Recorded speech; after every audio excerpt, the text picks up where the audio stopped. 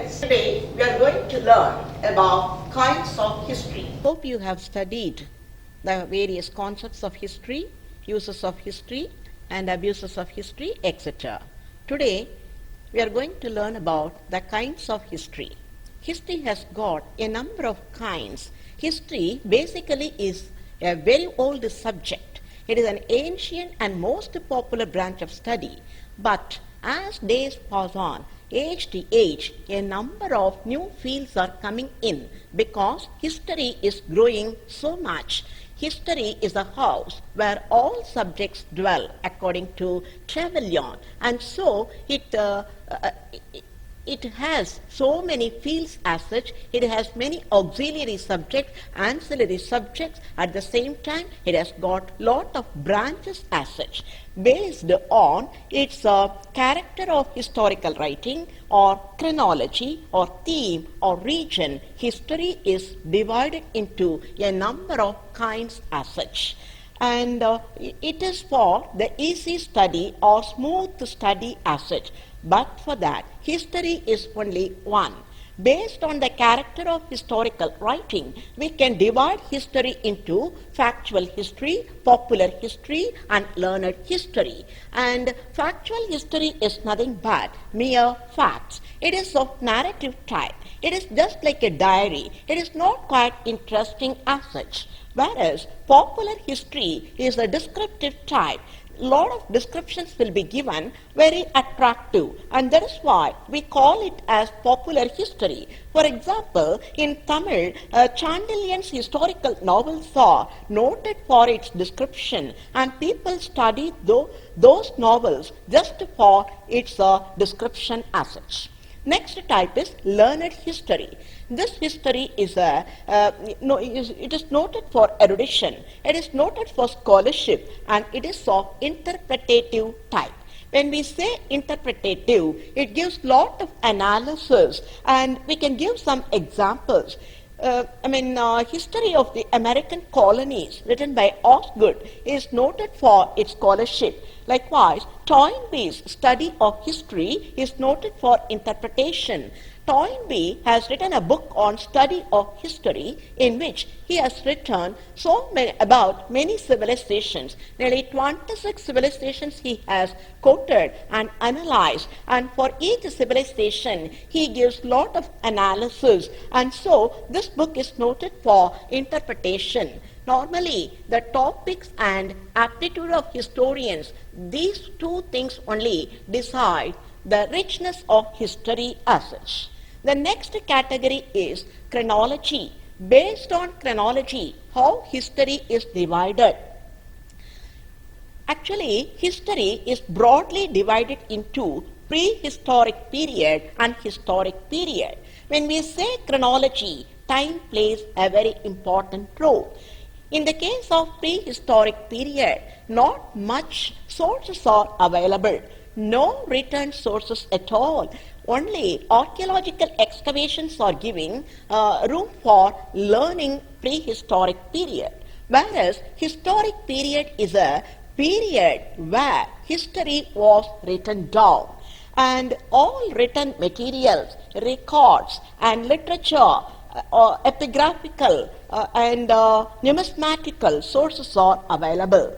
A famous historian, Rosin, a Dutch historian, Rosin, has divided historic age into three, namely ancient, medieval and modern period. According to him, the year 476 AD and 1453 AD are quite important. These are considered as demarcating years. At the outset, about the year 476 AD, he says only in this year ancient period came to an end and medieval period got started. The significance of the year is such. In the year 476 AD, the Western Roman Empire demised. It had its decline. The reason is a barbarian leader by name Odovaker, the leader of the Ostrogoths or Eastern Goths. He invaded Rome and captured from Romulus Augustulus II, who became the last Roman emperor. So, up to the empire, we call it as ancient. Afterwards, that is from 476 AD onwards, the dawn. It went up to 1453 AD. Again, the demarcating year is 1453 AD, which has got lot of significance, because in that particular year, what happened was the Turks captured Constantinople. Constantinople is a very famous city. In 1453, it was captured. It was a very important trading center, an educational center, a religious center, and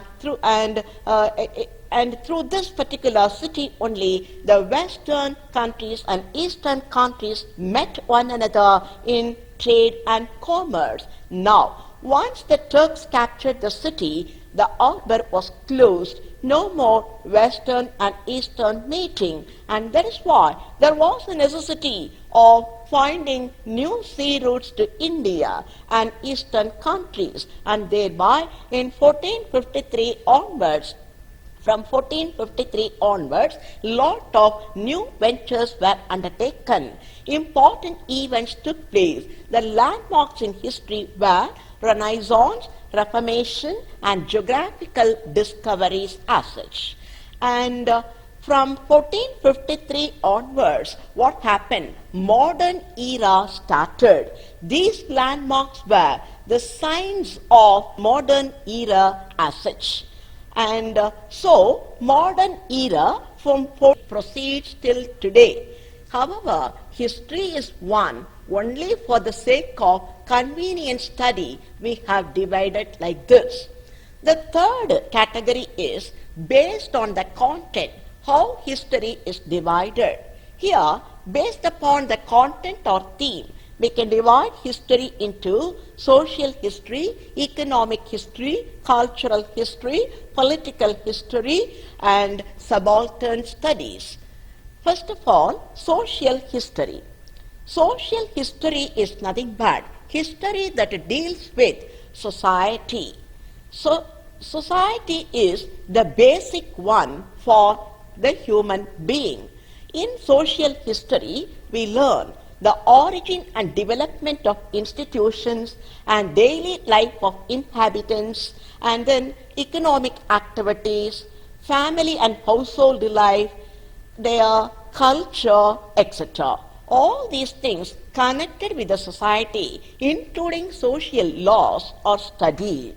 And Macaulay, a famous English author, has written a book in History of England, in which he has given one full chapter for social history of England. Next one is religious history. It is a part of social history today. In history was given lot of importance because medieval period was a period of religion. Christianity was growing day by day. By the by, Islam was also born, and now all activities were around religion. People were God-centered.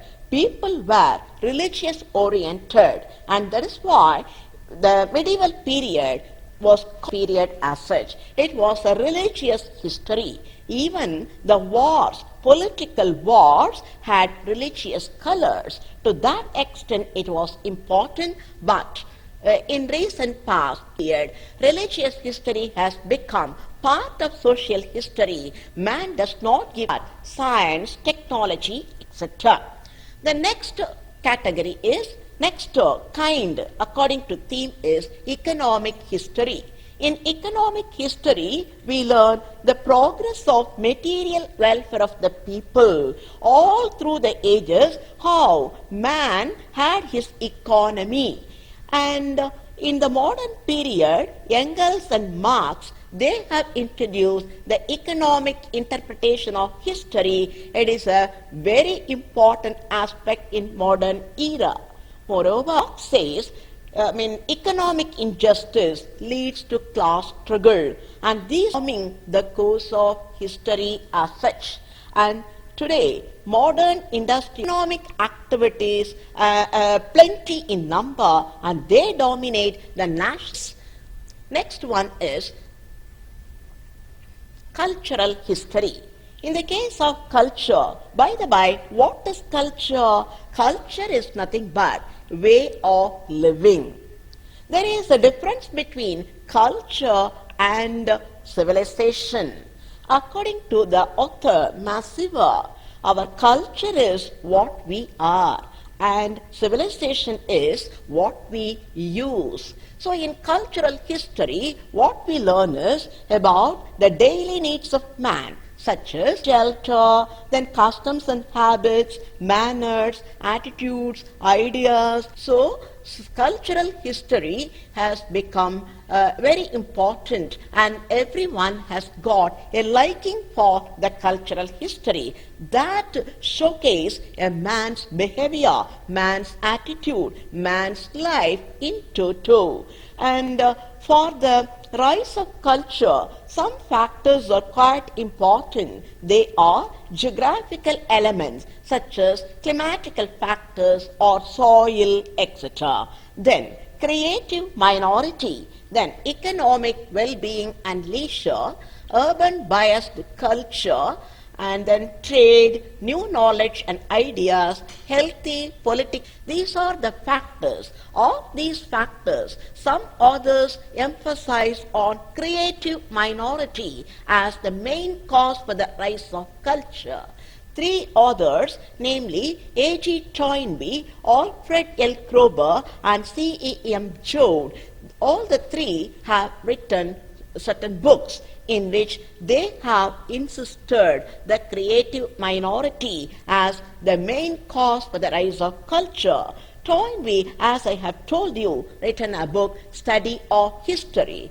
Kroeber has contributed Configurations of Culture, and C.M. Joad has written a book, What is Civilization? Political History.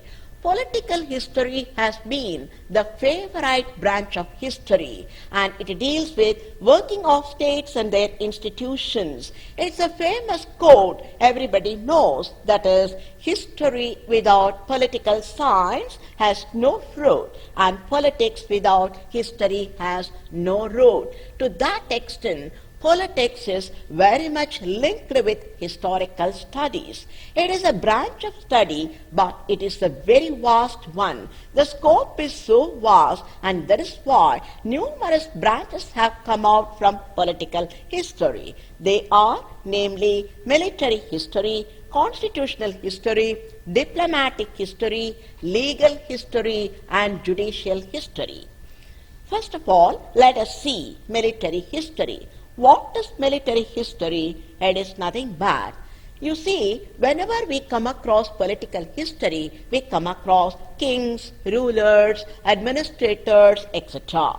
Without war, no country has passed. Without war, no country has expanded. So, in olden days, the kings had the habit of expanding their country, for which they were fighting numerous wars. Even in modern era, war has not gone out. It is a part and parcel of political history for some reason or the other.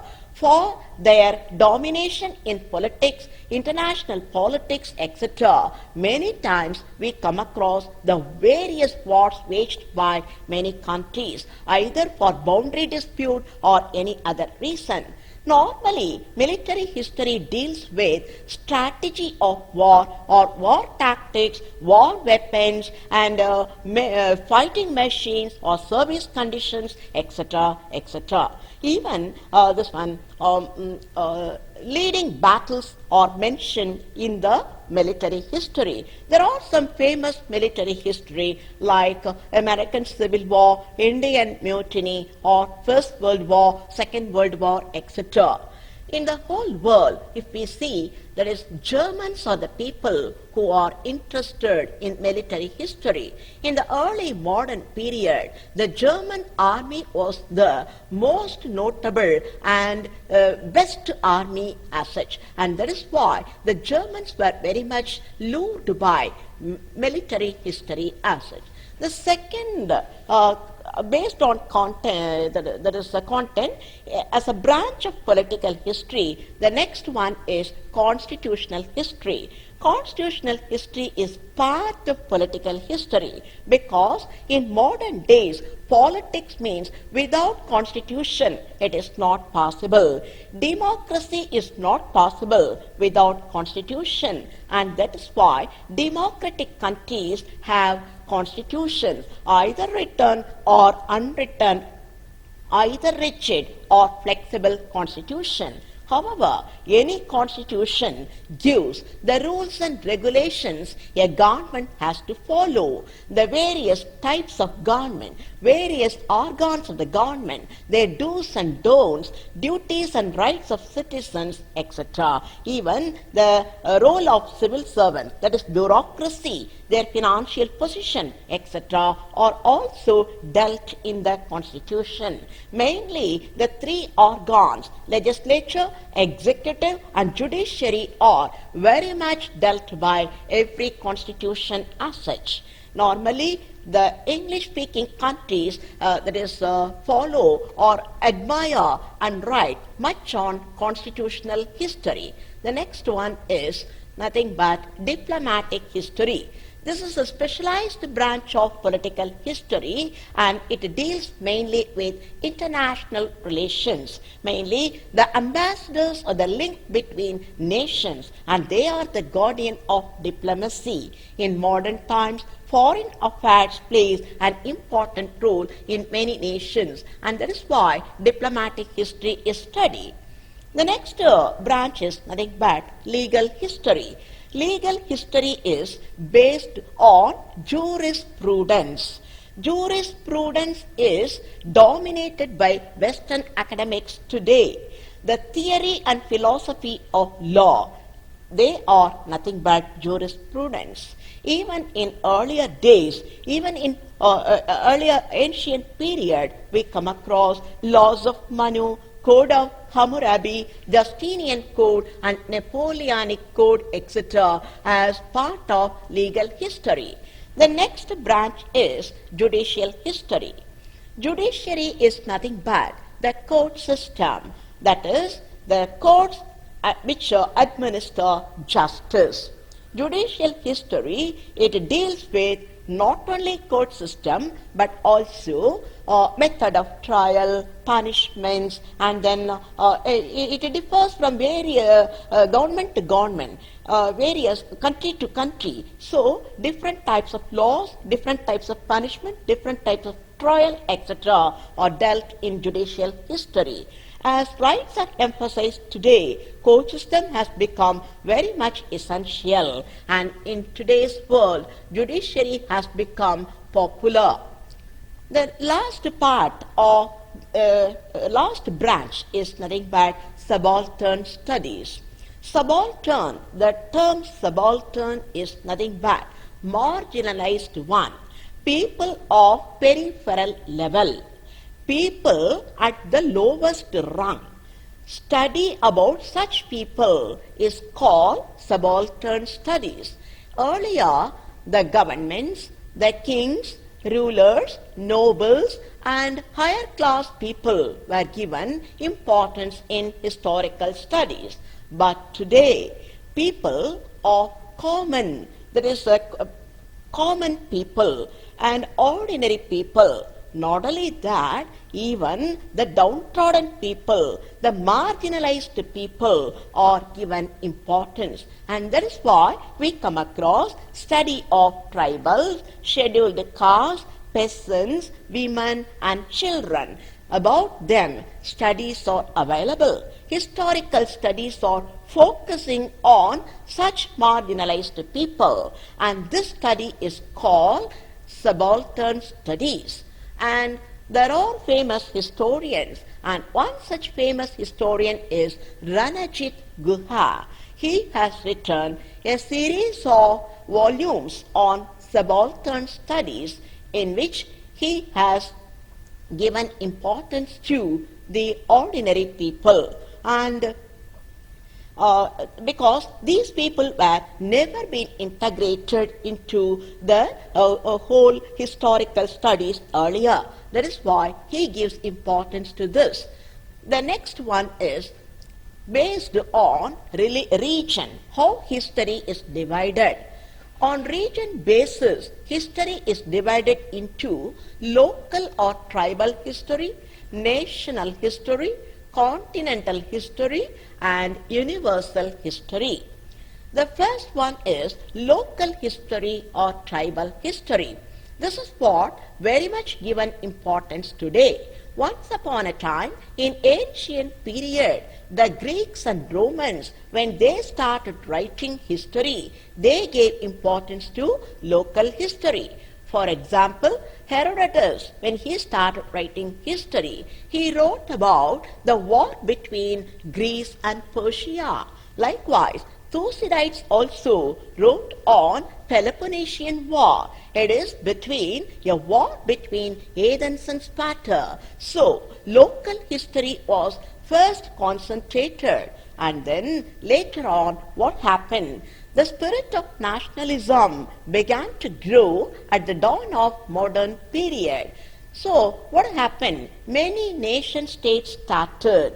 Naturally, people started loving their own states.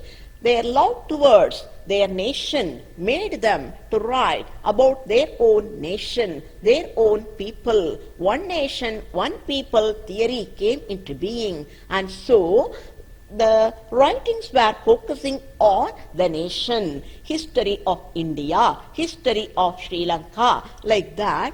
One particular nation was concentrated.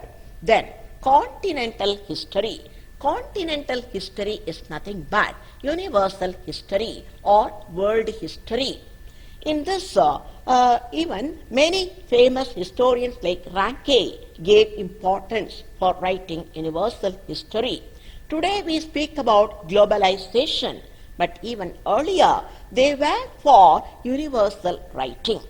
In universal writing, everything, everyone, every country, every nation and every people got included. But it may be war. It is a macro study, but no, there is a significance is given to each and every matter.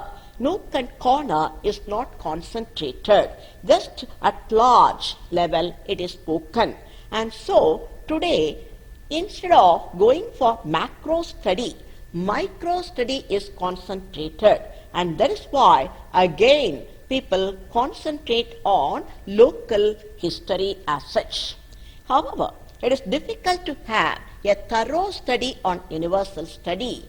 Local events may not be covered up in the world history, and that is why today micro study on local issues and events have got importance among historians. Now, so far we have learnt the various kinds of history divided into many categories based on the four larger criteria. Hope you might have understood this lesson. And now, to conclude, what I want to say is, though history is one and continuous, it is divided into a number of varieties for the sake of convenience and easy approach towards its study. Thank you.